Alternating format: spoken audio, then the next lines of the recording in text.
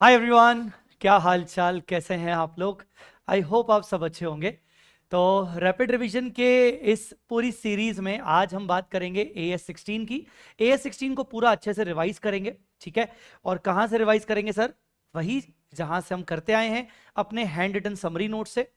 मुझे हो सकता है इसमें थोड़ा सा जरूरत पड़े अपने AS ट्रम बुक की भी, तो मैं बीच में उसको भी कवर अप करूंगा, मैं मतलब कंसिडर करूंगा। आपके पास आपकी फैकल्टी के जो भी नोट्स हो, अगर आप मुझसे नहीं पढ़े तो भी कोई दिक्कत नहीं है। आप यहां पर अपने नोट से भी रिवाइज कर सकते हैं। कुछ क्वेश्चंस भी डिस्कस करेंगे ऑफ कोर्स, और वो क्वेश्चंस अपन प्रॉपर तरीके से डिस्कस करेंगे ताकि AS16 अच्छे से हो जाए, ठीक है। चलिए, अच्छा, शुरू करने से पहले सबसे पहले मैं बता दूं, अब मैं क्योंकि लाइव हूं और ये वीडियो मैं ठीक दिवाली के एक दिन पहले ले रहा हूं, तो आप सभी सभी बच्चों को मेरी तरफ से happy Diwali. I can totally understand कि जब दिवाली आ रही होती है तो हम हमारा पढ़ने का बिल्कुल मन नहीं करता है। और सच बताऊं तो ये वीडियो, ये जो लाइव सेशन मैं ले रहा हूं, ये लाइव सेशन लेने से 1 घंटे पहले तक मुझे भी मन नहीं कर रहा था कि अरे यार, घर पे पूरा फेस्टिवल वाइब्स है और मैं पढ़ाने जा रहा हूँ, मेरा बच्चा मेरी बीवी मुझे बोल रहे हैं कि अरे यार क्या चल रहा है। एट द सेम टाइम आपके साथ भी शायद यही हो रहा होगा, अगर आप यहाँ पर मेरे साथ लाइव जुड़ रहे होंगे। तो अगर लाइव जुड़ रहे हैं तो प्लीज चैट पर आ जाइएगा। तो अगर आप मेरे साथ लाइव जुड़ रहे होंगे तो मैं समझ सकता हूं, या अगर आप ये वीडियो अभी दिवाली के दिनों में देख रहे होंगे तो आई कैन टोटली अंडरस्टैंड कि यार बहुत हार्ड जाता है पढ़ना। बट सच बताऊं, मैंने ये वीडियो जानबूझ के, मतलब मैं चाहता तो 1-2 दिन पहले ही ब्रेक ले लेता, बट मैंने कल से, जब कल दिवाली है, कल से लेकर अगले 7-8 दिन का ब्रेक रखा है क्योंकि मैं बाहर जा रहा हूं। तो मैंने आज इसीलिए ये क्लास ली। मुझे ऐसा लगा कि अरे यार, दिवाली से एक दिन पहले भी ना ऐसी सिचुएशन आ जाती है कि यार पढ़ाई करने का मन नहीं कर रहा। इस बहाने कम से कम ये 2 घंटे या 1.5 घंटे के लेक्चर के बहाने बच्चे की पढ़ाई हो जाएगी। मैं खुद उस फेवर में हूं कि आपको अभी दिवाली के 2 दिन बहुत अच्छे से एंजॉय करने चाहिए। अब बहुत अच्छे से एंजॉय करने चाहिए का मतलब यह नहीं होता कि आप 24 घंटे ना पढ़ो। इसका मतलब यह होता है कि आप इफेक्टिवली दिन में 2-3 घंटे बस पढ़ लो, बाकी खुल के दिवाली मनाओ। और ये सेशन उसी पर्पस के लिए किया गया है। और इस सेशन में मैं आपको यकीन दिलाता हूं कि अगर आज आप ये सेशन देख रहे हो मेरे साथ, दिवाली के दिनों में सेशन देख रहे हो, तो मैं आपका टाइम वेस्ट नहीं जाने दूंगा, ये मेरा आपके साथ वादा है, ठीक है। चलिए, इसी इंटेंशन के साथ शुरू करते हैं। सबसे पहले once again a very happy Diwali to you, to all your family members. और इस दिवाली मेरी पूरी कोशिश रहेगी कि मैं आपके ऊपर 100% नहीं, 200% मेहनत करूं। और मैं यही आशा करता हूं कि इस दिवाली में आपको मां लक्ष्मी और सभी देवी देवताएं आपको बहुत अच्छा आशीर्वाद दें और आपके आने वाले एग्जाम्स आपके बहुत अच्छे से जाएं। चलिए शुरू करते हैं। चलो बच्चों, अब AS16 बोरिंग कॉस्ट, सबसे पहले समरी नोट्स, ठीक है। ऑल राइट बच्चों, लाइव हो तो प्लीज वीडियो को लाइक कर दीजिए। सबसे पहले, borrowing cost means any cost to be incurred in relation to the arrangement of funds. मेरी बात को ध्यान से सुनिएगा। बोरोइंग कॉस्ट क्या होती है? बोरोइंग कॉस्ट का मतलब बहुत ही सिंपल सा है। बोरोइंग कॉस्ट मतलब जब आप फंड्स को मार्केट से अरेंज करते हो, पैसा उधार पे अरेंज करते हो, लॉन्ग टर्म पर्पस के लिए फंड्स मार्केट से अरेंज करते हो, तो उसके बदले आपकी जेब से कुछ खर्च होता है। आपको इंटरेस्ट पे करना होता है, आपको ब्रोकरेज पे करना होता है, आपको कुछ और खर्चे आपके जेब से होते हैं। तो जो भी जेब खर्च आपका होता है, because you have arranged some funds from the market, आपने अपने बिजनेस करने के लिए कुछ पैसा लोन पर अगर आपने लिया है, तो उसके लिए जो भी आपका जेब खर्च है उसको बोलते हैं बोरोइंग कॉस्ट। तो any cost incurred in relation to the arrangement of funds. Borrowing cost exclusively consist of, अब बोरोइंग कॉस्ट में 5 आपको चीजें याद रखनी है। Number 1, interest cost. Borrowing cost में सबसे पहले आता है इंटरेस्ट कॉस्ट, ठीक है। अब इसमें देखो, कुछ अच्छी वाली बातें बताऊंगा जो हो सकता है आपने पहले कभी ध्यान ना दी हो। Including cumulative dividend on redeemable preference shares. Redeemable preference shares हैं भले प्रेफरेंस शेयर्स, है भले शेयर कैपिटल, नाम का शेयर कैपिटल है बेटा, है तो रिडीमेबल ना, मतलब पैसा लिया है तो वापस कभी ना कभी करना पड़ेगा क्योंकि रिडीमेबल है।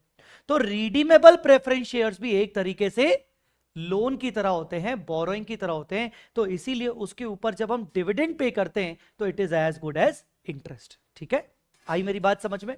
Next, ancillary charges. जब भी हम कोई अमाउंट बोरो करते हैं, लोन लेते हैं, तो उसके रिलेशन में इंटरेस्ट के अलावा जो भी उसके रिलेशन में खर्चे होते हैं रिलेटेड टू बोरिंग, जैसे कि stamp duty expenses. Stamp duty कब लगता है? जब आप अपनी प्रॉपर्टी मॉर्गेज पे रखवाते हो लोन के अगेंस्ट, तो उस मॉर्गेज की डीड बनती है, उस मॉर्गेज डीड को रजिस्टर किया जाता है, उसके लिए स्टैंप ड्यूटी आपसे वसूल की जाती है। प्रोसेसिंग फीस कई बार बैंक लेता है, ठीक है ना, वो उनकी एक्स्ट्रा इनकम होती है लोन पर।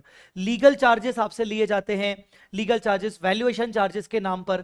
ब्रोकरेज, हो सकता है आपको ब्रोकर के थ्रू लोन मिल रहा है तो आपको ब्रोकरेज देना पड़ता है। तो इन सब को आप क्या बोलते हो? Ancillary cost, ancillary charges in relation to arrangement of funds. अब क्या ये एंसिलरी चार्जेस पूरे के पूरे एक ही साल का एक्सपेंस बोरिंग कॉस्ट माना जाएगा? The answer is no. सिर्फ उसका अमोटाइज्ड पार्ट, मतलब अगर मान लीजिए आपके टोटल एंसिलरी चार्जेस 80,000 हुए हैं, मतलब जिस साल आपने लोन लिया उस साल आपको 80,000 का एक्सपेंस हुआ, ठीक है, और ये लोन का जो टर्म है ये 5 इयर्स का है, तो 80,000 divided by 5 is equal to 16,000। तो 16,000 will be treated as amortised borrowing cost of every year. हर साल का बोरिंग कॉस्ट होता है 16,000। आई मेरी बात समझ में? बच्चों प्लीज रिप्लाई करते जाइएगा ताकि मुझे ऐसा ना लगे कि मैं बस पढ़ाते जा रहा हूं और यहां पर कोई सुन नहीं रहा। तो प्लीज मेरे साथ बने रहिएगा और मुझे रिप्लाई करते जाइएगा। आया समझ में कि नहीं आया मुझे जरूर बताइएगा। Next thing is amortised part of discount on issue और premium on redemption of debentures. जैसे हमने यहां पर बोला कि भाई लोन लेते वक्त आपके कोई कुछ एडिशनल चार्जेस लगते हैं, उनका अमोटाइज पार्ट, वैसे ही जब आप डिबेंचर इशू करते हो, ठीक है, जब आप डिबेंचर इशू करते हो या जब आप डिबेंचर को रिडीम करते हो, तो बेटा डिबेंचर भी तो एक तरीके से बोरिंग है, वो भी तो लोन है, क्योंकि आपने इशू किया है, आपको रिडीम करना पड़ेगा।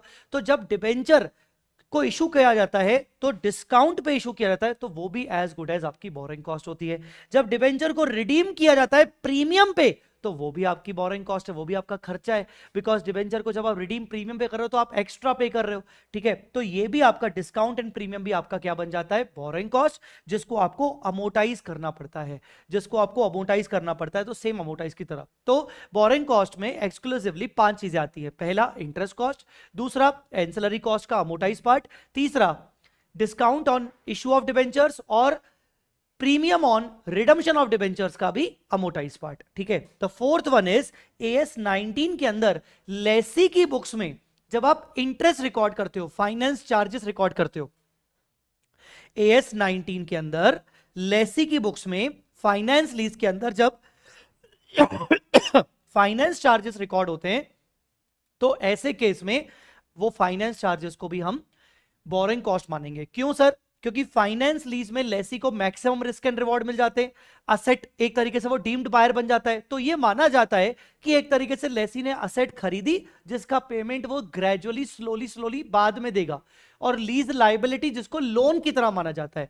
तो होता क्या है कि लेसी की बुक्स में लीज लाइबिलिटी रिकॉर्ड होती है जो कि एज गुड एज लोन होती है, और लोन होती है क्योंकि हम उसका पेमेंट धीरे धीरे पे करते हैं, इसीलिए उस लोन के ऊपर जो चार्जेस निकलते हैं उनको हम इंटरेस्ट कॉस्ट की तरह मान रहे हैं, मतलब बोरिंग कॉस्ट मान रहे हैं। And last but not the least, exchange loss in case of foreign currency loan to the extent of saving in interest. मतलब ये कि exchange loss in case of foreign currency loan to the extent of saving in interest, मतलब ये कि यहां पर अगर आप कोई फॉरेन करेंसी लोन लेते हो, अगर आप कोई फॉरेन करेंसी लोन लेते हो, तो फॉरेन करेंसी लोन अगर आपने, फॉरेन करेंसी लोन समझ में आ गया ना, मतलब इंडिया के बाहर, इंडिया की करेंसी में नहीं, बाहर की करेंसी में अगर आपने कोई लोन लिया है, तो उसमें आप लोन क्यों ले रहे हो? आपको ये सोच रहे हो कि भाई बाहर की करेंसी से लोन लूंगा तो मुझे सस्ता पड़ेगा, ऑफ कोर्स 5% में पड़ेगा, इंडिया में लोन लूंगा तो 11% में पड़ेगा, तो आपको फायदा होता वो दिख रहा है कि भाई इंटरेस्ट की सेविंग होगी, पर at the same time interest की सेविंग तो होगी, पर डॉलर के और बढ़ने के कारण, रुपए के डिक्रीज होने के कारण, डेप्रिशिएट होने के कारण, आपको जब रीपे करने का टाइम आएगा तो आपको ज्यादा रीपे करना पड़ेगा, तो आपको नुकसान भी हो सकता है। तो वो जो नुकसान है उसको कहते हैं एक्सचेंज लॉस। उस नुकसान का कुछ पोर्शन हम बोरिंग कॉस्ट मानते हैं। कैसे, वो मैं अभी आपको बताऊंगा। वैसे तो उसका फॉर्मूला क्या है? एक्सचेंज लॉस जितना भी आ रहा है आपका, और saving in interest due to foreign currency loan. India में लेता तो 11% का इंटरेस्ट लगता, फॉरेन में लेता हूं तो 5 का लग रहा है। तो कितने की इंटरेस्ट सेव हो रही है? जितने का भी इंटरेस्ट सेव हो रहा है वो, और exchange loss which ever is lower को आप बोरोइंग कॉस्ट का हिस्सा मानोगे। तो ये 5 चीजें आपकी बोरोइंग कॉस्ट में होती हैं। ठीक है, आई मेरी बात समझ में कि नहीं? जतिन, रेगुलर क्लास के नोट्स जो होते हैं उसकी रेगुलर क्लास का जो एक सेपरेट गूगल ड्राइव लिंक बनाया जाता है, हमेशा वो क्लास के साथ प्रोवाइड किया जाता है, उसमें मिलते हैं डियर। चलिए next, any cost in relation to equity share capital. याद रखना, equity share capital, equity share capital के रिस्पेक्ट में जो भी खर्चा होता है, जैसे कि डिविडेंड, जैसे कि शेयर इशू एक्सपेंसेस, ये कुछ भी बोरोइंग कॉस्ट में नहीं आते हैं, ये कुछ भी बोरोइंग कॉस्ट में नहीं आते हैं। तो शेयर इशू एक्सपेंस हुआ, डिविडेंड हुआ, ये सब बोरोइंग कॉस्ट का पार्ट नहीं होते, ध्यान रखिएगा। ठीक है, अब जो मैं आपको ये समझा रहा था कि भाई विच एवर इज लोअर करना है, एक्सचेंज लॉस और saving in interest, which ever is lower करना है वो बोरोइंग कॉस्ट होगा, तो वो कैसे होगा? बच्चों आगे बढ़ रहा हूं, ध्यान से सुनिएगा। ये एग्जाम्पल अभी आपको मैं करवा रहा हूं और मुझे बताइएगा एग्जाम्पल समझ में आया कि नहीं। ठीक है ना, आया तो भी बताइएगा। चलिए, V Smart took foreign currency loan of $50,000 on 1/4/22। $50,000 का लोन लिया, मतलब फॉरेन करेंसी में लिया, एट 4% इंटरेस्ट। बाहर फॉरेन करेंसी में कितना सस्ता मिल रहा है। Same loan could have been borrowed in India in rupee at 10.5। तो देखो इंटरेस्ट की सेविंग तो हो रही है। एक्सचेंज रेट हो रहा है हमारा 81.26 बिगिनिंग में जब लोन लिया, और फर्स्ट ईयर के एंड में लोन तो चलता रहेगा, पर फर्स्ट ईयर के एंड में ये देखो डॉलर और महंगा हो गया। डॉलर के महंगे होने से हमें नुकसान होगा। Calculate the total borrowing cost. अब इसमें ना, इस पूरे ट्रांजैक्शन में 2 बोरोइंग कॉस्ट है। एक डायरेक्ट जो कि इंटरेस्ट है, लोन लिया है 4% पर तो इंटरेस्ट है। दूसरा इनडायरेक्टली फॉरेन करेंसी में लोन लेने की वजह से जो एक्सचेंज रेट बढ़ता जाएगा उसमें आपका नुकसान हो रहा है, उसका भी कुछ पार्ट आपका बोरोइंग कॉस्ट है। तो आइए देखते हैं कैसे। सबसे पहले आप क्या करोगे? सबसे पहले आप एक्चुअल इंटरेस्ट निकालोगे इस लोन पर। इस लोन पर एक्चुअल इंटरेस्ट कितना निकलेगा? 4%। और इंटरेस्ट कब निकलेगा? ईयर के बिगिनिंग में कि ईयर के एंड में? ऑफ कोर्स ईयर के एंड में, क्योंकि फर्स्ट ईयर के एंड में जब लोन आउटस्टैंडिंग दिख रहा होगा तो वहां पर इंटरेस्ट लगेगा।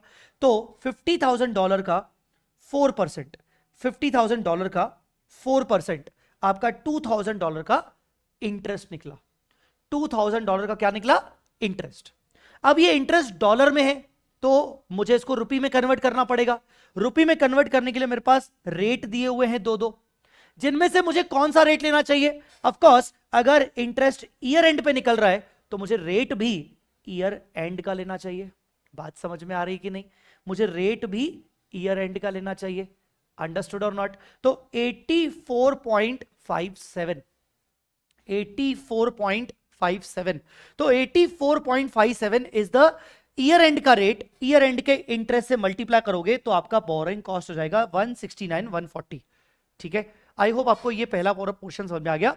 इस फॉरेन करेंसी लोन में जो पहला पार्ट था वो यही था कि भाई 169,140 आपका एक्चुअल इंटरेस्ट निकला। मैंने इसको बोला BC1, BC बोरोइंग कॉस्ट, पहली बोरोइंग कॉस्ट आपको मिल गई। नाउ अब इसमें मुझे ये निकालना है कि एक्सचेंज लॉस कितना है।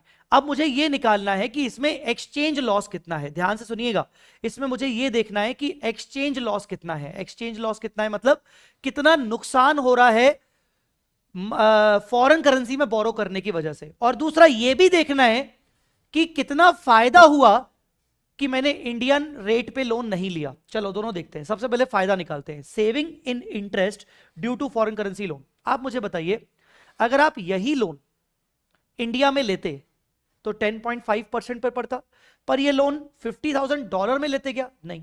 किस दिन लोन लिया? 1/4/22। 1/4/22 का रेट क्या चल रहा है? 81.26। इसका मतलब क्या हुआ कि आप जिस दिन लोन लेते तो उस दिन आपका लोन का वैल्यू कितना होता? 81.26 मल्टीप्लाई बाय 50,000। 8126 मल्टीप्लाई बाय 50,000 मतलब आपका लोन का वैल्यू होता ये अप्रॉक्स 40,63,000। इसका वैल्यू कितना आ रहा है? 40,63,000। लोन एक्चुअल $50,000 मल्टीप्लाई बाय उस दिन का डॉलर का रेट। आपका इतना लोन होता, इस लोन पर आप कितना इंटरेस्ट बियर करते साल भर में 10.5, इतना इंटरेस्ट बियर करते तो आपका इंटरेस्ट आता 426,615, 426,615। आई क्या मेरी बात समझ में? नाउ ये तो हो गया आपने इंटरेस्ट। इंडिया में अगर आपका लोन होता तो आपका इतना इंटरेस्ट लगता। ये आपका एक्चुअल में इंटरेस्ट लग रहा है क्या? नहीं, ये आपका इंटरेस्ट लग नहीं रहा है। आपका इंटरेस्ट तो 169 लगा। तो बताओ 169 माइनस कर दो, तो बताओ आपके कितने की सेविंग हो गई? आपकी सेविंग इन इंटरेस्ट हो गई, सेविंग इन इंटरेस्ट हो गई 257। और इसको देखकर आप बड़े खुश हो रहे हो, आप इसको देखकर बड़े खुश हो रहे हो, ठीक है ना? कानी आंख देखकर, एक आंख छोटी एक आंख बड़ी से, कि अरे वाह मेरे को इतनी खुशी हुई। पर एट द सेम टाइम आपको कुछ दुख दर्द भी हो रहे हैं, आपको कुछ दुख दर्द भी हो रहे हैं। क्या दुख दर्द हो रहे हैं? क्या दुख दर्द हो रहे हैं? क्योंकि आपने डॉलर में लोन लिया है तो डॉलर थोड़ा महंगा भी हो गया।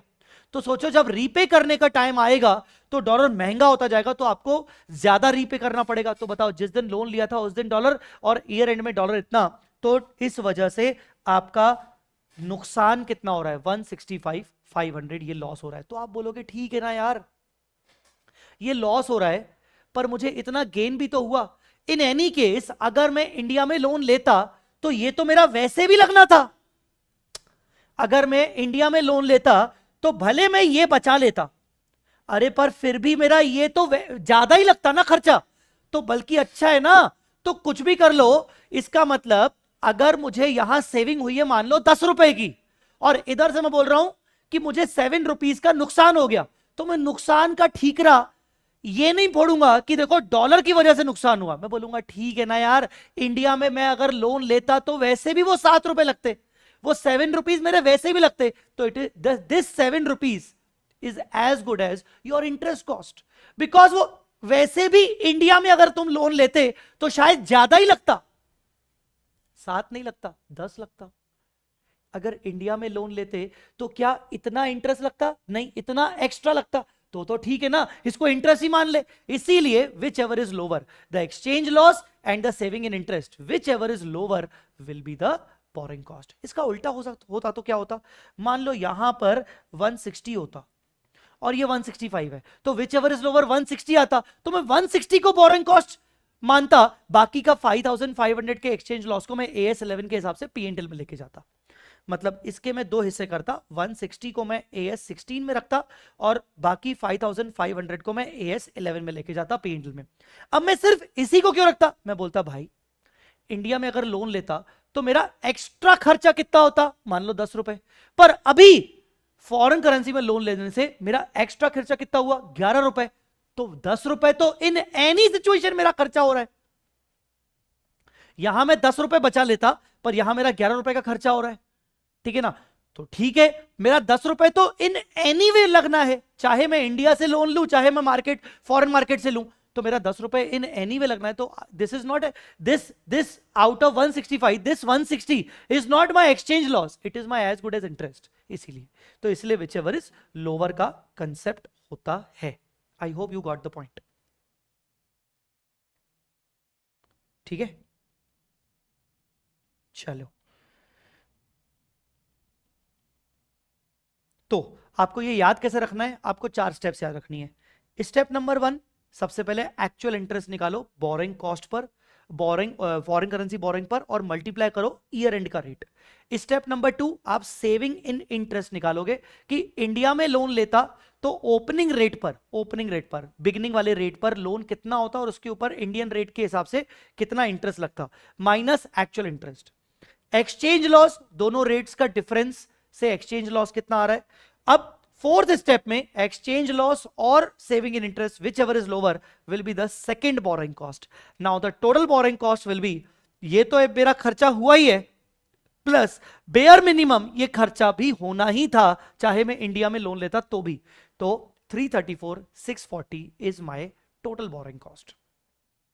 ठीक है, आया समझ में कि नहीं? तो सर इसके क्वेश्चन कैसे आते हैं? आइए मैं आपको इसके क्वेश्चन दिखा देता हूं। इसके क्वेश्चन कैसे आते हैं मैं आपको इसका क्वेश्चन दिखा देता हूं। ये देखिए, ये देखिए, पहला क्वेश्चन पढ़ लो कैसा आता है।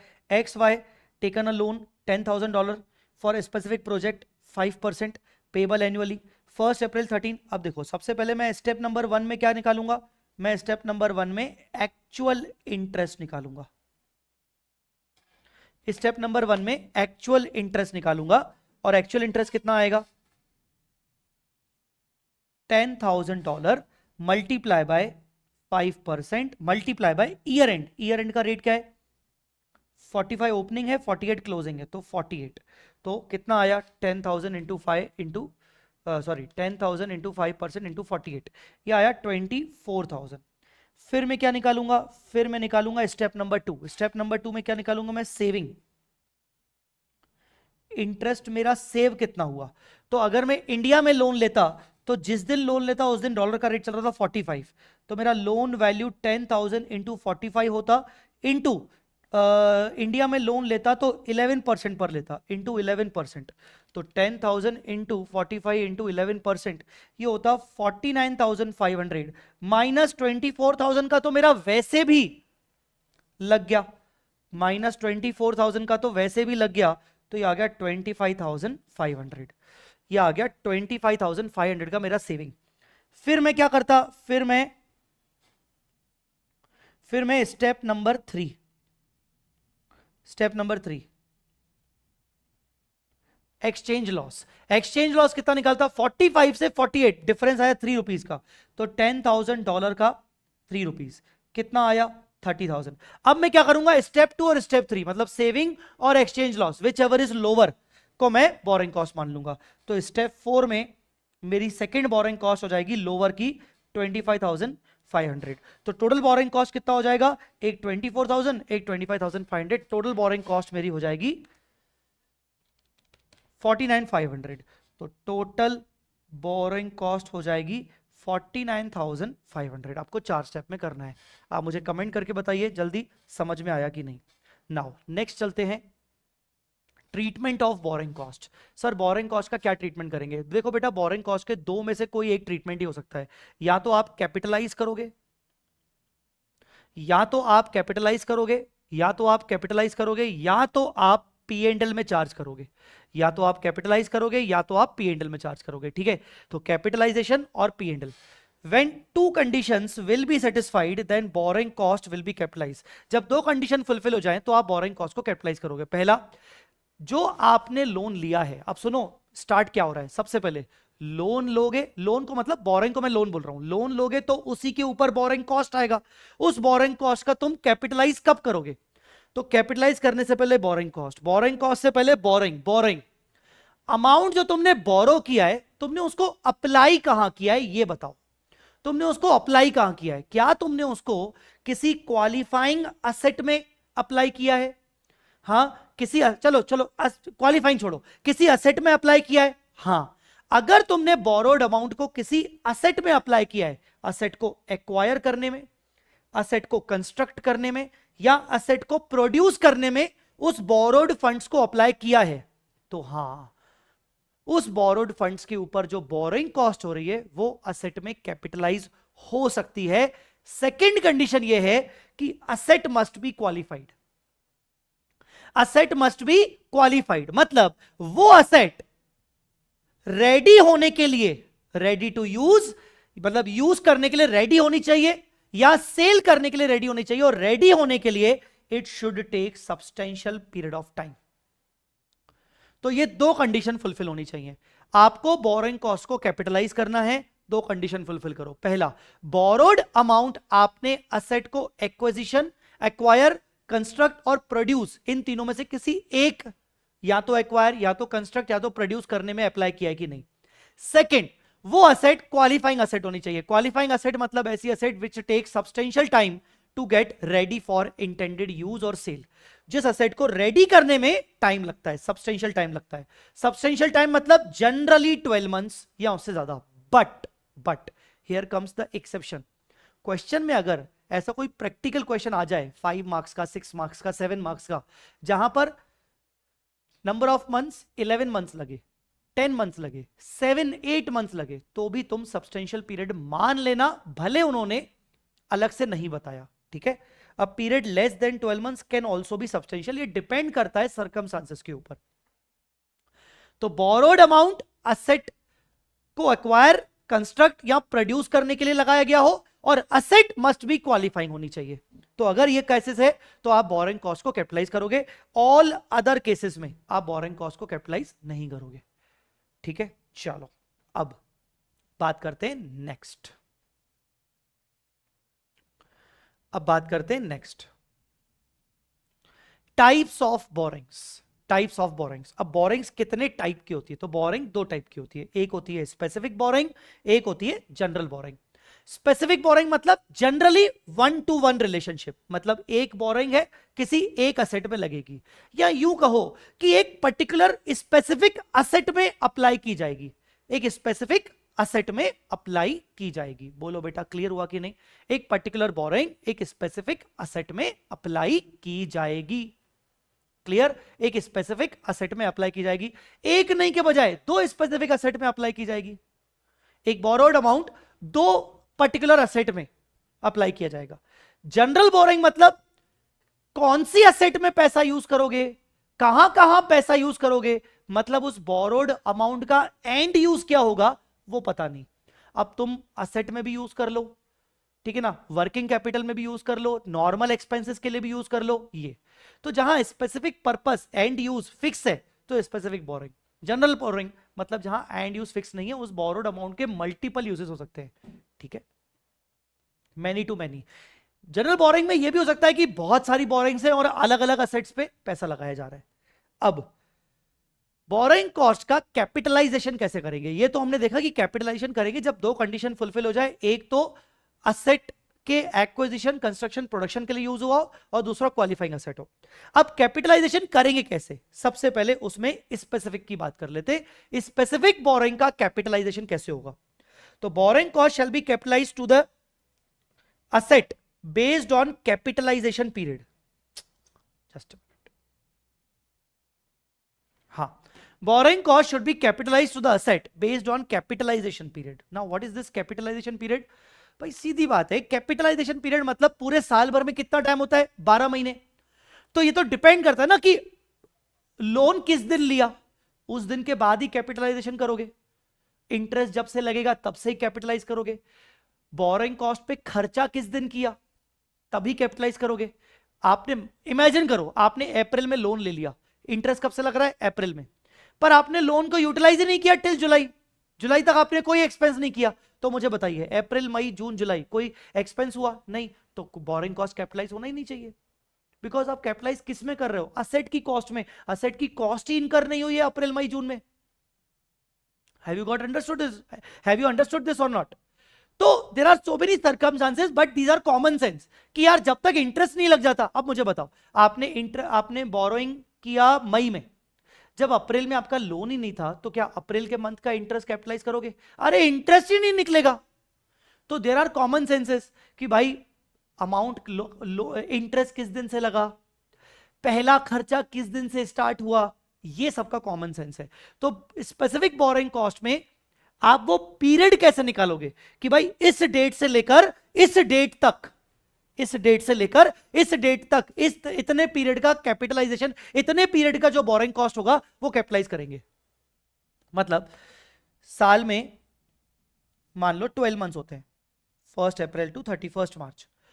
तो कैपिटलाइजेशन पीरियड पूरा 12 मंथ भी हो सकता है, कैपिटलाइजेशन पीरियड 10 मंथ्स भी हो सकता है, कैपिटलाइजेशन पीरियड कुछ और हो सकता है, कैपिटलाइजेशन पीरियड कुछ और हो सकता है। तो कैपिटलाइजेशन पीरियड मतलब किस दिन से लेकर किस दिन के इंटरेस्ट को हम कैपिटलाइज करेंगे। ठीक है, आई बात समझ में कि नहीं? तो किस दिन से आपको देखना है, डेट ऑफ फर्स्ट एक्सपेंस और date of borrowing whichever is later. किस दिन अमाउंट बोरो किया और किस दिन एक्सपेंस किया, विच एवर इज लेटर। बाद में क्या हो रहा है, जैसे आपने बोरो किया अप्रैल में पर खर्चा किया जुलाई में, तो जुलाई से पहले तुम कैपिटलाइजेशन नहीं करोगे, whichever is later. Expense तुम अप्रैल में कर चुके हो पर तुमने लोन ही लिया जुलाई में। अब जब लोन जुलाई में लिया, एक्सपेंस भले तुम अप्रैल में कर चुके हो पर जो अप्रैल में तुमने एक्सपेंस किया होगा फिलहाल तो अपनी जेब से किया होगा ना खर्चा। लोन तो जुलाई में लिया तुमने, तो इंटरेस्ट भी जुलाई से लगेगा, विच एवर इज लेटर। तो डेट ऑफ एक्सपेंस और date of borrowing whichever is later से लेकर date of completion of asset. जब तक आपकी एसेट कंप्लीट हुई। इतने पीरियड का आप बोरिंग कॉस्ट कैपिटलाइज करोगे।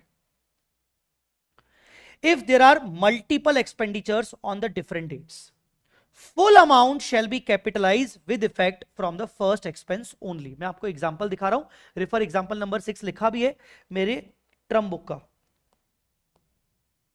ये देखिए, आपने एसबीआई से लोन लिया 25 लाख रुपीस का 12% पे 1422, तो डेट ऑफ बोरिंग हो गई 1422। आपने पहला एक्सपेंस कब किया? 15 लाख। आपने दूसरा एक्सपेंस कब किया? अगस्त में। मुझे बताओ, मैंने यहां पर क्या लिखा है? डेट ऑफ फर्स्ट एक्सपेंस लिखा है। मैंने डेट ऑफ सेकेंड एक्सपेंस लिखा है क्या? नहीं। तो date of first expense 15 lakh.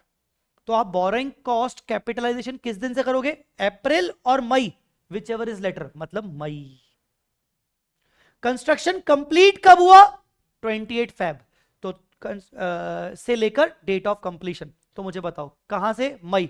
मई, जून, जुलाई, अगस्त, सितंबर, अक्टूबर, नवंबर, दिसंबर, जनवरी, फरवरी, 10 महीने का कैपिटलाइजेशन होगा। और 10 मंथ्स का कैपिटलाइजेशन इस 15 लाख के ऊपर भी और इस 10 लाख के ऊपर भी, मतलब पूरे 25 लाख के ऊपर भी 10 मंथ्स ही रहेंगे, भले irrespective of different date of expenditure. यही लिखा हुआ है, if there are multiple expenditures on different dates, full amount shall be capitalise with effect from first expenditure. तो यहां पर मेरा क्या होगा? यहां पर आप ध्यान से देखिए, 15 लाख के ऊपर 12% 10 मंथ्स, 10 लाख के ऊपर 12% 10 मंथ्स। स्पेसिफिक बोरिंग कॉस्ट में ऐसा होगा। आया समझ में? ठीक है। हां, पर मैं थोड़ी सिचुएशन चेंज कर दूं। लोन अमाउंट कितना था? 25। एक्सपेंडिचर यहां पर कितना हुआ? 25। मान लो यहां पर एक्सपेंडिचर ये मान लो 15 प्लस 8 23 होता। अब क्या करते? तो बेटा मैं 15 लाख के ऊपर 12% 10 मंथ्स और दूसरा 8 लाख के ऊपर 12% 10 मंथ्स। 10 मंथ्स तो फिक्स है। पहले डेट ऑफ फर्स्ट एक्सपेंडिचर से लेकर कैपिटलाइजेशन पूरे खर्चे पर होगा, पर इस बार 8 लाख पर, क्योंकि 8 लाख का ही खर्चा किया क्वालिफाइंग असेट पे। लोन से मैंने क्वालिफाइंग असेट पे एक्सपेंडिचर मैंने 8 लाख का ही किया और 15 लाख का ही किया, बाकी 2 लाख मैंने नहीं किया, तो उतने के ऊपर कैपिटलाइजेशन नहीं होगा। समझ में आया? तो इस तरीके से होगा गाइस। आई होप आपको ये कॉन्सेप्ट समझ में आ गया होगा। No need to do month wise calculation, मतलब month wise in the sense कि अलग अलग एक्सपेंडिचर अलग अलग मंथ में हुए तो एक्सपेंडिचर वाइज कैलकुलेशन आपको नहीं करनी है। मंथ वाइज से बेटर ये है, एक्सपेंडिचर वाइज लिख देता हूं मैं, एक्सपेंडिचर वाइज। ठीक है सर, जो फॉरेन एक्सचेंज वाली बोरिंग कॉस्ट को कैपिटलाइज करना है या प्रॉफिट एंड लॉस में चार्ज करना है, बेटा बोरिंग कॉस्ट होती है। अब चाहे फॉरेन देखो, बोरिंग कॉस्ट होती है, चाहे इंटरेस्ट नॉर्मल हो, चाहे एंसिलरी वाली हो, चाहे अमोटाइज पार्ट ऑफ डिस्काउंट और प्रीमियम हो, चाहे फाइनेंस चार्जेस वाली हो, चाहे एक्सचेंज लॉस वाली हो, कोई भी बोरिंग कॉस्ट हो, कैपिटलाइजेशन तभी करेंगे जब 2 कंडीशन फुलफिल होंगी। तो एक्सचेंज लॉस वाली बोरिंग कॉस्ट भी होगी तो भी कैपिटलाइज हो सकती है अगर ये 2 कंडीशन फुलफिल होंगी। ठीक है सूर्या, चलिए अब बात करते जनरल बोरिंग की। जनरल बोरिंग मतलब एंड यूज फिक्स नहीं है, आप लोन लेके आए हो, आपके मल्टीपल लोन चल रहे हैं और आप उस लोन को अलग अलग जगह पर यूटिलाइज कर सकते हो। तो आप कैसे कैपिटलाइजेशन करोगे? सबसे बड़ा चैलेंज कि आपके एक से ज्यादा जनरल बोरिंग्स होंगी। एक बोरिंग 10% पर, एक बोरिंग 11% पर, एक बोरिंग 9% पर, तो अलग अलग रेट ऑफ इंटरेस्ट होंगे। दूसरा चैलेंज, उस बोरिंग का कितना अमाउंट कौन सी क्वालिफाइंग असेट में यूज हुआ, समझ ही नहीं आ रहा। तो कैपिटलाइजेशन कैसे करें? तो कैपिटलाइजेशन करने के लिए जनरल बोरिंग के केस में कैपिटलाइजेशन करने के लिए हमें चाहिए WABR, weighted average borrowing rate. कैसे? मान लीजिए आपने 1 अप्रैल को 10 लाख का एक्सपेंडिचर किया, 1 जून को 12 लाख का एक्सपेंडिचर किया, 1 दिसंबर को 7 लाख का एक्सपेंडिचर किया, and all you did from borrowed amounts, general boring से। ठीक है ना? तो जो 10 लाख का एक्सपेंडिचर किया, क्योंकि वो 1 अप्रैल पे किया, तो पूरे साल भर आप इमेजिन करो कि यहां आप एक्सपेंडिचर कर रहे हो और यहां आप लोन ले रहे हो, तो आपने ये एक्सपेंडिचर करने के लिए लोन कितना उठाया? 10 लाख का। किस दिन? 1/4 को, तो 1/4 को ही आपने लोन ले लिया 10 लाख का, तो पूरे साल भर का 10 लाख पे इंटरेस्ट लगेगा, कैपिटलाइज होगा। फिर अब आप एक्सपेंस कब कर रहे हो, 1 जून पे, तो उसके लिए आप 12 लाख रुपीस उठा रहे हो, लोन ले रहे हो। कब ले रहे हो, 1 जून को आप लोन यूटिलाइज कर रहे हो, तो 1 जून से लेकर 31 मार्च तक 10 मंथ्स का इंटरेस्ट निकलेगा। तो यहां पर expenditure wise and date wise calculation के हिसाब से इसके ऊपर 12 मंथ्स, इसके ऊपर 10 मंथ्स, इसके ऊपर 4 मंथ्स, जैसा भी आपको क्वेश्चन में आए। बट ये तो ठीक है, ये लोन अमाउंट है, कितने महीने आउटस्टैंडिंग रहा, लोन अमाउंट है, कितने महीने आउटस्टैंडिंग रहा, लोन अमाउंट है, कितने महीने आउटस्टैंडिंग रहा, वो ठीक है। बट मल्टीप्लाई इंटरेस्ट का भी तो रेट करना पड़ेगा ना। अब यहां प्रॉब्लम क्या है, इंटरेस्ट का रेट मल्टीप्लाई करने के लिए हो सकता है जनरल बोरिंग 3-4 अलग अलग हो, एक 9% वाली, एक 10% वाली, एक 12% वाली, कौन सा मल्टीप्लाई करूं, मुझे तीनों का एवरेजिंग करना पड़ेगा। इसलिए मैंने यहां पर लिखा है WABR, weighted average borrowing rate, क्योंकि मैंने तीनों लोन यूज किया है। आइए दिखाता हूं। एंटिटी के पास 2 लोन है, एक 9 लाख वाला, एक 5 लाख वाला। एक 10% पर लिया है 1 अप्रैल को, एक 12% पर लिया है 1 जून को। मान लो आपने दोनों लोन यूज किए एक सिंगल क्वालिफाइंग असेट में, कितना है टोटल मिला के, 9 और 5 14। आपने दोनों लोन यूज किया एक क्वालिफाइंग असेट में, तो मुझे बताओ इस लोन का कितना पैसा, इस लोन का कितना पैसा यूज्ड है, आप कह ही नहीं सकते हो। कितना हिंदू का खून है, कितना मुसलमान का खून है, आपने तो मिक्स कर दिया। अब बताओ, अरे भाई खून तो खून होता है यार, क्या हिंदू का क्या मुसलमान का, है ना। ये एक मूवी का डायलॉग था एक्चुअली। तो बेसिकली अल्टीमेटली लोन का अमाउंट यूज हुआ है, थोड़ा 10% वाला लोन है, थोड़ा 12% वाला लोन है, तो मुझे तो दोनों परसेंटेज का मिलाकर एक वेटेड एवरेज निकालना पड़ेगा। कैसे लगाऊं, अच्छा यहां पर भी है, 1 नवंबर को भी एक्सपेंस हुआ है, 1 जनवरी को भी हुआ है, ठीक है। तो अब मैं कैसे बोरिंग कॉस्ट निकालूं, सबसे पहले मैं WABR, weighted average borrowing rate निकालूंगा। उसके लिए मुझे चाहिए कि मेरी एक्चुअल बोरिंग कॉस्ट कितनी लगी है, 9 लाख का 10% 12 मंथ्स, 10% 12 मंथ्स, 5 लाख का 12% 10 मंथ्स, 5 लाख का 12% 10 मंथ्स। मेरी एक्चुअल बोरिंग कॉस्ट लगी है इतनी, ठीक है। अब मुझे रेट चाहिए, ये बोरिंग कॉस्ट लगी है divided by total boring. Total boring कितनी है, 9 and 5, बट रुको, 9 की बोरिंग पूरे ईयरली आउटस्टैंडिंग थी, 5 लाख की बोरिंग सिर्फ 10 मंथ्स आउटस्टैंडिंग रही, तो 9 की बोरिंग 5 की बोरिंग, 9 की बोरिंग 5 की बोरिंग आउटस्टैंडिंग रही, ठीक है। 9 की बोरिंग 5 की बोरिंग, तो ये बोरिंग मेरी आउटस्टैंडिंग रही साल भर, ये बोरिंग मेरी आउटस्टैंडिंग रही 10 मंथ्स, ठीक है। आई मेरी बात समझ में, ये बोरिंग मेरी आउटस्टैंडिंग रही साल भर, ये बोरिंग मेरी आउटस्टैंडिंग रही 10 मंथ्स। तो फॉर्मूला क्या हो गया, total borrowing cost divided by total borrowing outstanding during the year. This was outstanding for 12 months, this was outstanding for 10 months. Have you understood this? ठीक है। What is the formula? Total borrowing cost incurred during the year divided by total borrowing outstanding during the year multiply by 100. Rate क्या आया, 10.63। अब आप expenditure wise apply करो। 2,15,000 को है अप्रैल छोड़कर, मतलब 11 मंथ्स, तो 2 लाख 11 मंथ्स बाय 12 मंथ्स 10.63। फिर 3,18,000 मतलब अगस्त में आया, तो अप्रैल मई जून जुलाई 4 महीने हटा दो 12 में से, तो 8 मंथ्स, तो 3 लाख 8 बाय 12 और 10.63। फिर आपका आया नवंबर में, मतलब 5 मंथ्स 10.63। फिर आया जनवरी में, 1 जनवरी को, मतलब 3 मंथ्स 10.63। तो इतना बोरिंग कॉस्ट मुझे करना है कैपिटलाइज, सिर्फ इतना। टोटल हुआ कितना था, 140 में से 65,109 गया, तो कितना बचा, 74,891 बोरिंग कॉस्ट P&L में जाएगी, ठीक है। तो वेटेड एवरेज बोरिंग कॉस्ट का फॉर्मूला क्या, टोटल बोरिंग कॉस्ट जनरल वाली, स्पेसिफिक वाली नहीं, divided by total general borrowing outstanding during the year, time weight के हिसाब से। अब एक क्वेश्चन है, क्वेश्चन बैंक में मेरी 206, आप कहीं और से पढ़े होंगे तो वो क्वेश्चन आपको भी मिल जाएगा। एक जगह पर जनरल बोरिंग के केस में ही एक जगह पर ऐसा होता है जहां पर आप WABR नहीं निकालोगे, इवन दो वो जनरल बोरिंग है.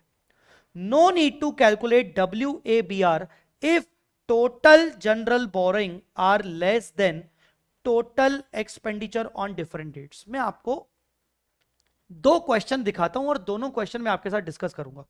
ये देखिए, ये देखिए, सबसे पहले आप क्वेश्चन नंबर 203 देखिए. Let me check. हाँ, सबसे पहले आप क्वेश्चन नंबर 203 देखिए. यहां आप एक न्यू बिल्डिंग कंस्ट्रक्ट कर रहे हो 1 जनवरी को. आपने 1 लाख रुपीस का स्पेशल लोन मतलब स्पेसिफिक लोन लिया है और ये लोन आपने 10% पर लिया है. Company is outstanding to non specific loans. Non specific मतलब जनरल. कितने? 5 और 9 मतलब 14.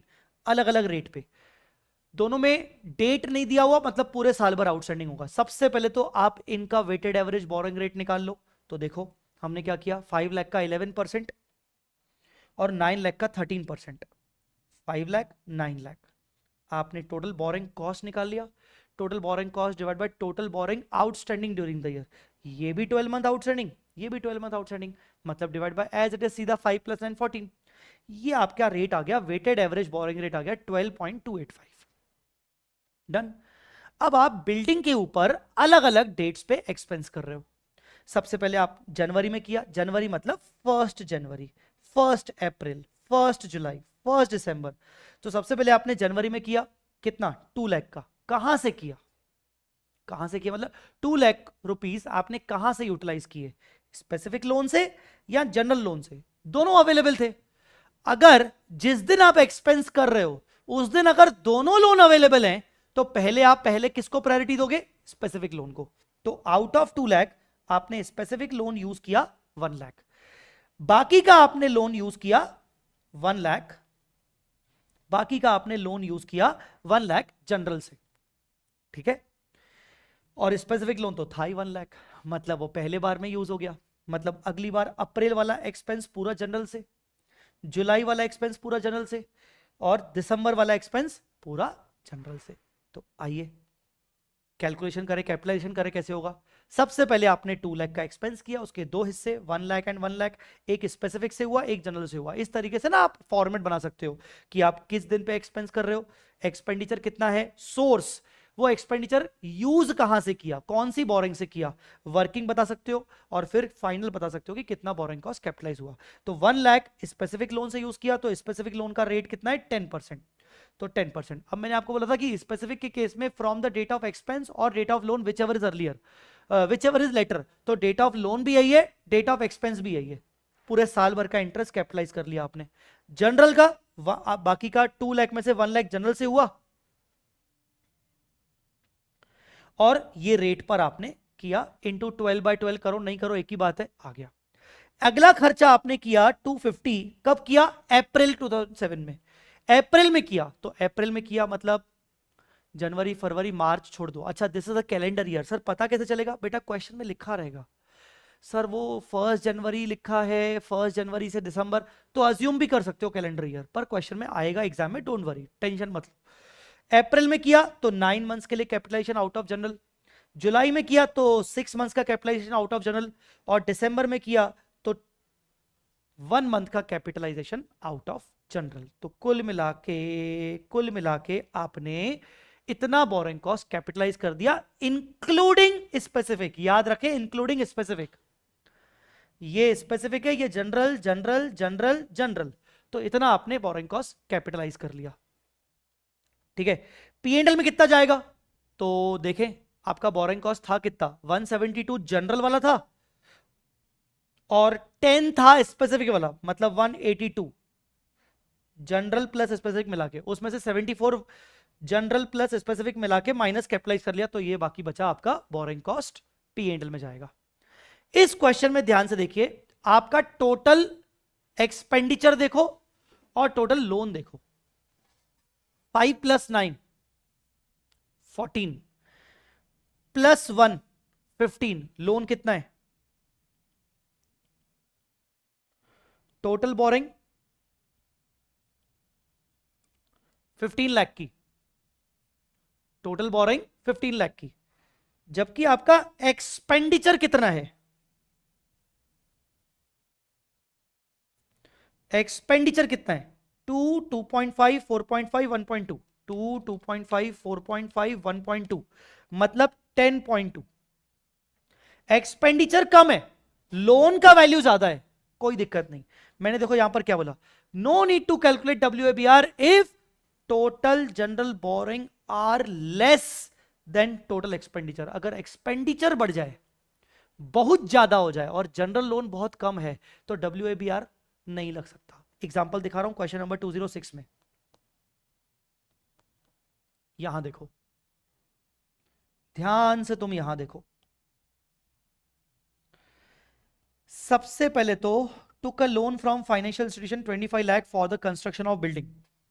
तो ये लोन तो तुम्हारा स्पेसिफिक है, ठीक है। Company has taken multiple borrowings, बाकी की, तो ये लोन आपका जनरल है। जनरल कितना है, 15, 30, 18, कितना है, 63 लाख। अब आप एक्सपेंडिचर देखो कितना किया है आपने, चाहे क्वालिफाइंग असेट पे किया है, चाहे कहीं से किया है, कुल मिला के लोन से आपने पैसा यूटिलाइज कैसा किया है। The company has utilise the above funds in the construction purchase of the following assets.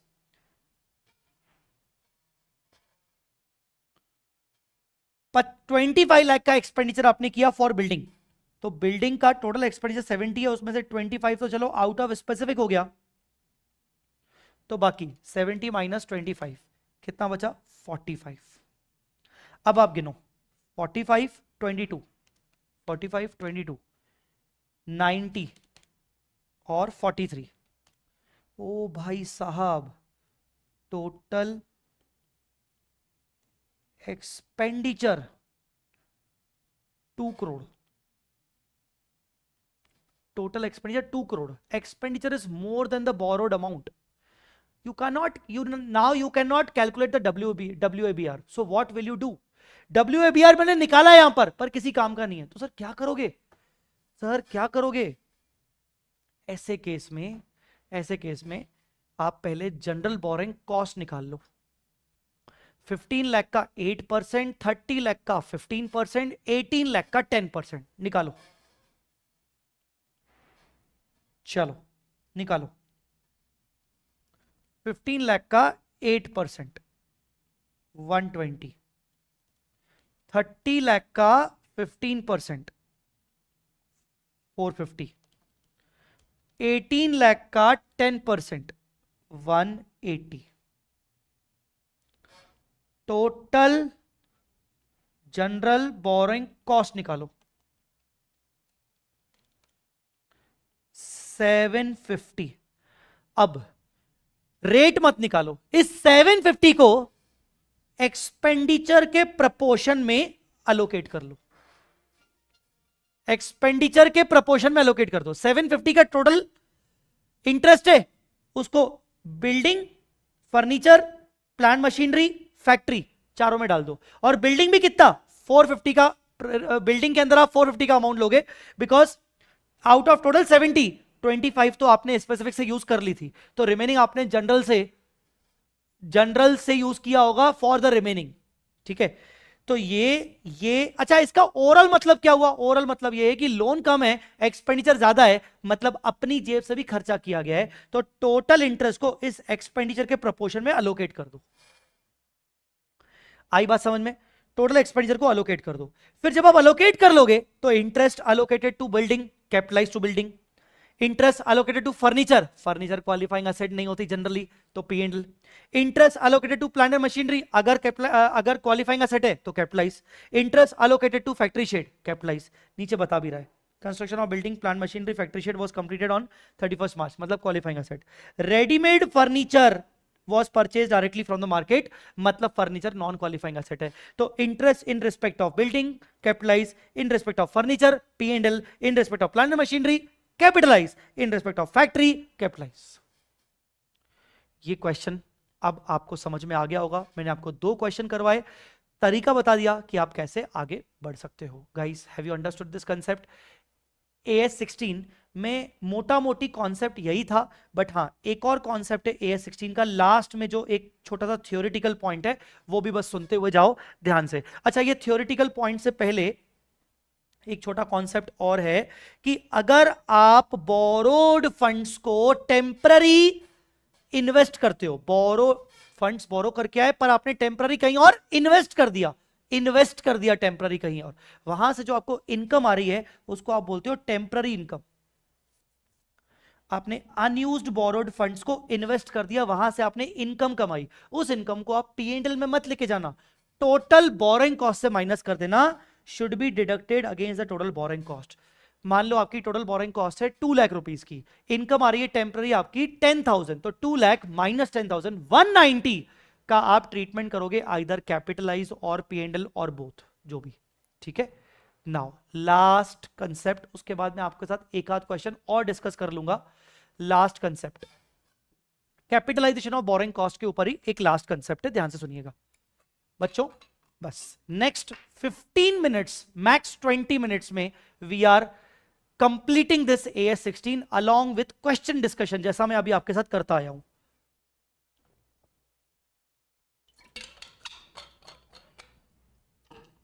Now try to understand, ये थियोरिटिकल पॉइंट्स है। बच्चे बोलते हैं ना सर थ्योरी आएगी कि नहीं, आएगी कि नहीं। बेटा जो आपको प्रैक्टिकल पार्ट एएस में पढ़ाया जाता है उसी में से थ्योरी बन सकती है। अब इसका एमसीक्यू भी आ सकता है। ये है किस दिन से स्टार्ट करोगे कैपिटलाइज करना, कुछ टाइम के लिए कैपिटलाइजेशन करना रोकना पड़ेगा टेम्पररी, और किस दिन फाइनली कैपिटलाइजेशन बंद करना पड़ेगा। किस दिन से स्टार्ट करोगे, whichever date comes letter. थोड़ी देर पहले भी मैंने तुम्हें यह पढ़ाया था, पर वो स्पेसिफिक बोरिंग कॉस्ट के केस में था। Whichever date comes later, date of expense और date of borrowing, whichever is later. यहां एक और लाइन बढ़ गई, date of expenditure, date of interest जिस दिन करूंगा मतलब borrowing, date when the necessary activities were started.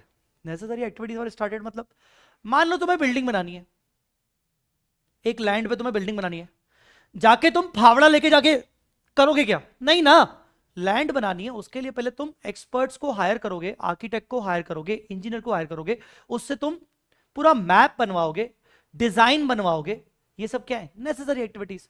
तो नेसेसरी एक्टिविटीज का मतलब कंस्ट्रक्शन स्टार्ट हुआ वहां नहीं, नेसेसरी एक्टिविटीज मतलब कंस्ट्रक्शन स्टार्ट करने से पहले की जो इंपॉर्टेंट एक्टिविटीज होती है वो तुमने कब से स्टार्ट कर ली, वो डेट। ठीक है, वो डेट, इंटरेस्ट इनकर होने की डेट, एक्सपेंडिचर होने की date, whichever comes later, उस दिन से तुम बोरिंग कॉस्ट का कैपिटलाइजेशन स्टार्ट करोगे। उससे पहले के तक का जो बोरिंग कॉस्ट होगा वो P&L में जाएगा। नाउ बोरिंग कॉस्ट को कुछ टाइम के लिए कैपिटलाइज नहीं करोगे क्वालिफाइंग असेट में और P&L में लेके जाओगे। कब, जब काम बंद रहा temporary, active development was interrupted, काम बंद रहा। दिवाली आ रही है, दिवाली में भी तो काम बंद रह सकता है। हाँ सर होता है। कितने दिन सर, 10 डेज 15 डेज काम बंद रहता है। अरे 15 डेज कोई दिन है? 15 डेज अगर एंटिटी बोल रही है यार 15 दिन तो छोटी मोटी चीज है तो छोड़ दो, फिर कैपिटलाइजेशन को रोको मत। मतलब जितने दिन भी काम बंद रहा वो एक्सटेंडेड पीरियड तो होना चाहिए, कम से कम दिखना चाहिए ना कि हाँ यार 1 मंथ काम बंद रहा, 2 मंथ काम बंद रहा, 2 महीने 4 महीने 6 महीने काम बंद रहा। अगर 10-15 दिन काम बंद रहा तो उसको एक्सटेंडेड पीरियड नहीं मानेंगे। और दूसरी बात, काम बंद रहा, काम इंटरप्ट रहा, ठीक है ना, तो उतने पीरियड का बोरिंग कॉस्ट कहां जाएगा, P&L में। अब एक इसका एक्सेप्शन, काम इंटेंशनली बंद रहा, बिकॉज बंद करना जरूरी था फॉर द एक्टिव डेवलपमेंट, वो टेम्पररी डिले करना जरूरी था, टेम्पररी डिले करना जरूरी था एंड इट वॉज अनअवॉइडेबल। तो if the temporary delay was very necessary activity for the active development, तो आप उसको काम बंद रहा ऐसा नहीं बोलोगे। जैसे बारिश के टाइम पर रेनी सीजन में आपको काम बंद रखना पड़ा and it was required, it was the part of the project, पहले से ही मेंटलिटी थी, तो फिर कोई दिक्कत नहीं, फिर आप ऐसे केस में बोरिंग कॉस्ट को कैपिटलाइज करते रहोगे। ठीक है ना। आप मान लो हिमाचल प्रदेश गए, शिमला वगैरह गए, वहां पर आप कंस्ट्रक्शन एक्टिविटी कर रहे हो, उत्तराखंड गए, वहां पर लैंडस्लाइड होता रहता है, एंड यू फील कि यार लैंडस्लाइड होता रहता है, तो वो पीरियड आपने सोच समझ के आपने बोला यार लैंडस्लाइड होता रहता है, नॉर्मल हम बिल्डिंग बनाएंगे तो 2 इयर्स में वो बन जाएगी, पर क्योंकि वहां लैंडस्लाइड होता रहता है तो हमने 1 साल एड ऑन करके ही सोचा है कि यार 1 साल तो वैसे ही एक्स्ट्रा लग जाएगा। तो क्योंकि वो आपके माइंड में चल रहा है कि हाँ यार लैंडस्लाइड तो होता ही रहता है, वो तो अनअवॉइडेबल है, एंड वो चीज आप पहले से ही कैलकुलेट कर चुके थे, तो ऐसे केस में फिर आपको अगर लैंडस्लाइड हो भी रही है और उसकी वजह से मान लो 4-5 महीने काम बंद रहा है, तो आपको कैपिटलाइजेशन रोकना नहीं है, क्योंकि वो आपने पहले ही कैलकुलेट कर लिया था। ठीक है, आप एक ब्रिज बना रहे हो नदी के ऊपर, और आपको पता था कि कुछ महीने तक आपको काम बंद करना पड़ेगा, बिकॉज रेनी सीजन में नदी बहुत ऊपर आ जाती है, हाई वाटर लेवल हो जाता है, आपने पहले ही कैलकुलेट कर लिया था। अब आपको कैपिटलाइजेशन को रोकने की जरूरत नहीं, क्योंकि आप पहले से ही माइंडसेट करके बैठे थे। पर कुछ ऐसी वजह से काम बंद हुआ जिसका आपने पहले से ही आप तैयार नहीं थे, आपने माइंडसेट नहीं किया था, और सचमुच में आपको लग रहा है कि अरे यार टाइम वेस्ट हो गया, तो अब आप उतने पीरियड का बोरिंग कॉस्ट कैपिटलाइज नहीं करोगे। लास्ट, बोरिंग कॉस्ट को फाइनली कैपिटलाइजेशन को रोकोगे कब? जब आपकी क्वालिफाइंग असेट कंप्लीट हो जाए।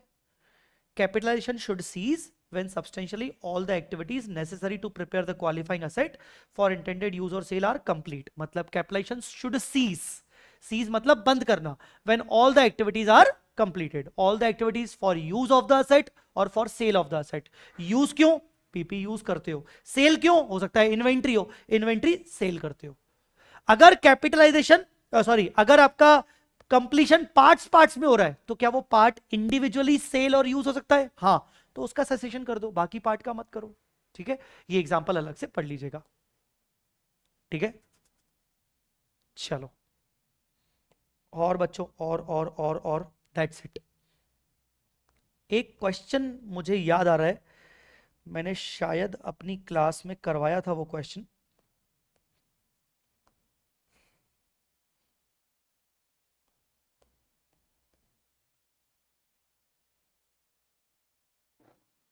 हाँ, question number 208. It's a very very good question. Question number 208 बढ़िया क्वेश्चन, मस्त क्वेश्चन है. तो ये क्वेश्चन मैं आपको अभी करवा के जा रहा हूं. सितंबर 24 आरटीपी का क्वेश्चन है, एग्जाम में आने के फुल चांसेस हैं. आप ध्यान से देखिएगा, क्वेश्चन बहुत अच्छा है. Loyal Limited has undertaken a project for the expansion of capacity as per the following detail. Expansion of capacity मतलब एक प्रोजेक्ट है जहां पर कैपेसिटी एक्सपांशन कर रहा है. कैपेसिटी एक्सपांड करेगा तो खर्चा भी करना पड़ेगा, जिससे रेवेन्यू बढ़ेगा. प्लान्ड था कि इस तरीके से एक्सपेंस होगा, पर एक्चुअल एक्सपेंस हुआ इस तरीके से. तो हमें हमेशा एक्चुअल के हिसाब से चलना होता है.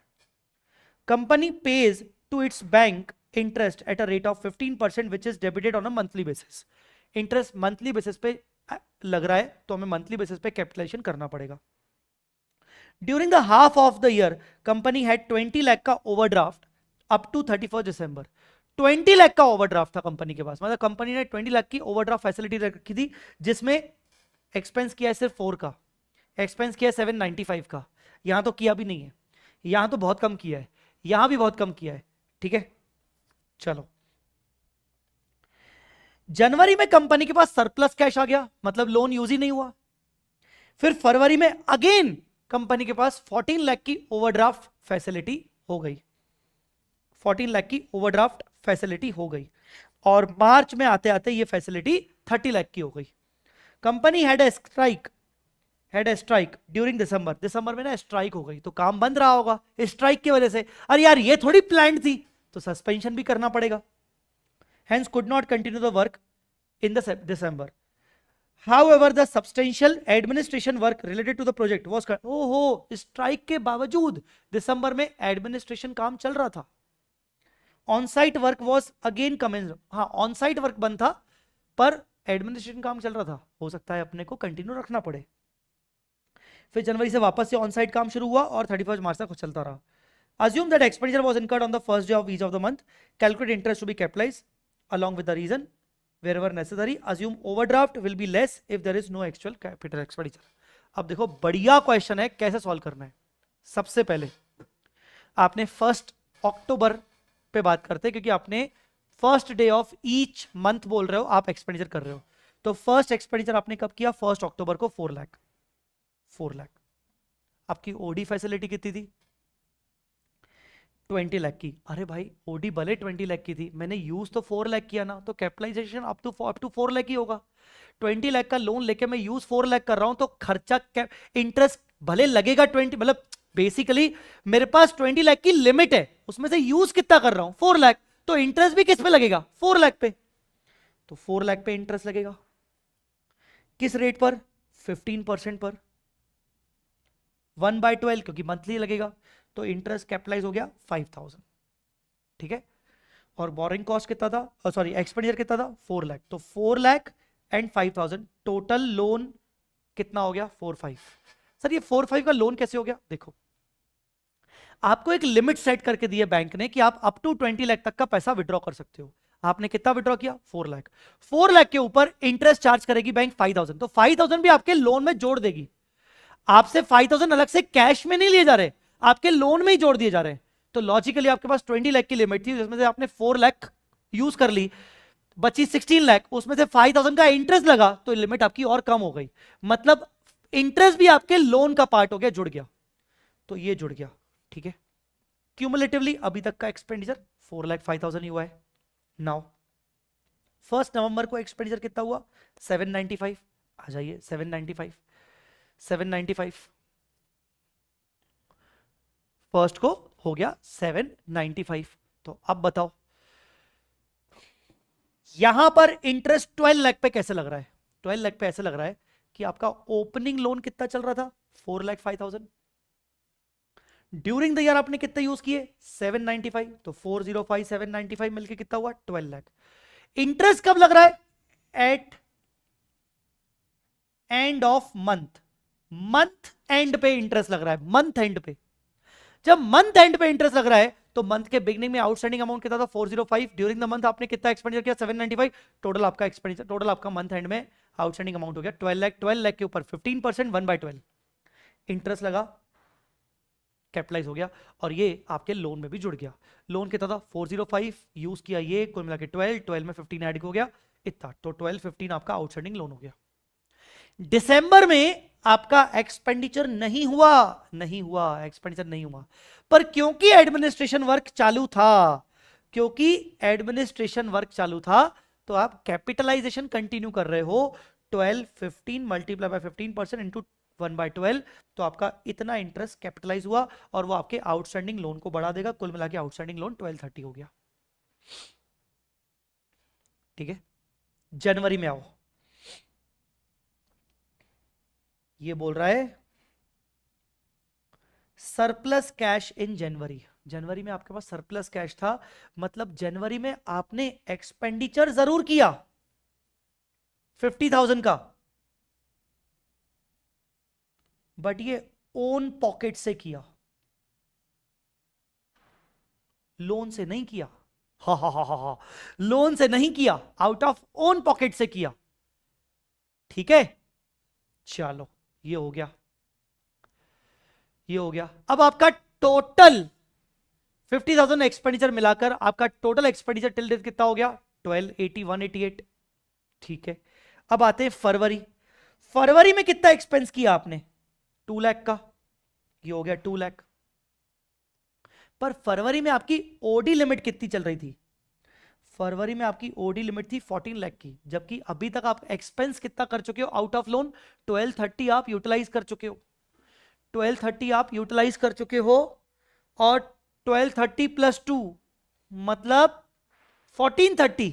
अरे ओडी लिमिट ही 14 लाख है, 14 के ऊपर आपका लिमिट ही नहीं है, आप मैक्सिमम 14 लाख पे आपका इंटरेस्ट लग सकता है। शुरू में आपकी ओडी लिमिट 20 लाख की थी, आपने इतना यूज किया, फिर 20 लाख की कंटिन्यू हुई, इतना यूज किया, इतना यूज किया, जनवरी में तो सरप्लस हो गया। अरे जनवरी में सरप्लस हो गया मतलब आपका लोन था ही नहीं, लोन ही नहीं था, इंटरेस्ट ही नहीं लगेगा, क्योंकि सरप्लस हो गया, मतलब आपने पूरी ओडी लिमिट खत्म कर दी। फरवरी में वापस आपने ओडी बढ़ा के कितनी लेके आए? 14 लाख, जबकि आपका इसको मिला दो प्लस इसमें कर दो तो 14 के ऊपर हो रहा है, पर इंटरेस्ट तो मैक्सिमम 14 लाख पे लगेगा। तो 14 लाख इंटू 15% 1/12। यहां इंटरेस्ट लगा किस पे? एक्सपेंडिचर पे, जबकि ओडी लिमिट कितनी थी? 20। Which ever is lower. यहां किस पे लगा? एक्सपेंडिचर पे, जबकि ओडी लिमिट कितनी थी? 20, विच एवर इज लोअर। यहां कितने पे लगा? एक्सपेंडिचर पे ही, एक्सपेंडिचर था नहीं, आउटस्टैंडिंग वैल्यू पे, जबकि ओडी लिमिट कितनी थी? 20 lakh, which ever is lower. यहां तो इंटरेस्ट ही नहीं लगा क्योंकि सरप्लस चल रहा है। यहां ओडी लिमिट कितनी है? 14 लाख, जबकि एक्सपेंडिचर टिल डेट 14 के ऊपर जा चुका है, विच एवर इज लोअर। तो विच एवर इज लोअर का कंसेप्ट है, ठीक है। ये इंटरेस्ट लगा, कैपिटलाइज हो गया, अब आपका टोटल कैपिटलाइज यहां हो गया। अब मार्च में आपकी ओडी लिमिट वापस से 30 लाख हो गई, उससे क्या करना? एक्सपेंडिचर टिल डेट आपका हुआ है 2697, विच एवर इज लोअर, उस पर लगेगा 15%, 1/12 बोरिंग कॉस्ट कैपिटलाइज करके कुल मिला के ये आपका टोटल आ गया। In February, OD facility was 14 lakh, but till date expenditure on project was more than 14 lakh. Hence, interest will be calculated only on 14 lakh. In March month, OD becomes 30, but expenditure till date becomes 2697. तो capitalization तो 2697 पे ही होगा ना? So guys, this was your total interest to be capitalized. अगर bank इससे ज्यादा interest charge कर रही है तो वो बाकी जाएगा P&L में। So guys, this was a very very beautiful and best question, और मैं बोल रहा हूं ये क्वेश्चन तो फाइनल लेवल वाला क्वेश्चन है, फाइनल वाले बच्चे भी इसमें बहुत उलझते हैं, तो आप इसको अच्छे से देख के जाइएगा। मेरी ड्यूटी थी आपको क्वेश्चंस के साथ कवर करवाने की, बाकी क्वेश्चंस आप खुद अच्छे से कर लीजिएगा। अगर आपको खुद से क्वेश्चन आइडेंटिफाई करने में प्रॉब्लम आ रही है तो जो मैंने लिस्ट ऑफ 151 क्वेश्चंस प्रोवाइड की है मेरे फ्री रिसोर्स फोल्डर के अंदर, आप वहां से क्वेश्चंस कर लेना। ये लिस्ट ऑफ 151 क्वेश्चंस मेरे फ्री रिसोर्स फोल्डर में है, जिसका डिस्क्रिप्शन में आपको लिंक मिल जाएगा। गाइस, आई होप आपका AS16 अच्छे से हो गया होगा। यहीं तक हमारा सेशन था, आई होप आपको ये बहुत अच्छे से समझ में आ गया होगा। मिलते हैं अगले सेशन में। अब मैं आपको बता दूं, अगले सेशन जो अपने रहेंगे लाइव वाले बच्चों के लिए बस ये रिलेवेंट चीजें, जो बच्चे ये सेशंस बाद में देख रहे हैं तो उनके लिए रिलेवेंट नहीं है। मैं यहां पर ब्रेक ले रहा हूं, कुछ फेस्टिवल ब्रेक ले रहा हूं, ठीक है, और उसके बाद I will be back and हमारा branch accounts, cash flow statement, consolidation, इन सबके लाइव सेशंस होंगे। AS15, AS28 इन सबके भी लाइव सेशंस होंगे। तब तक अगर मैंने ब्रेक लिया है और आपको पढ़ाई करनी है तो पूरा रैपिड रिवीजन का प्लेलिस्ट, जिसमें बाकी सारे AS, बायबैक, इंटरनल रिकंस्ट्रक्शन, बाकी सारे AS, AS2 और जो मैं लाइव नहीं लूंगा वो ऑलरेडी रैपिड रिवीजन के प्लेलिस्ट में है, जो रिसेंटली 2 महीने पहले रिकॉर्ड किए गए हैं, ठीक है, उनको देख लेना। थैंक्स अ लॉट गाइस, अभी के लिए इतना ही, बाय बाय, टेक केयर, जय माता दी, लव यू ऑल।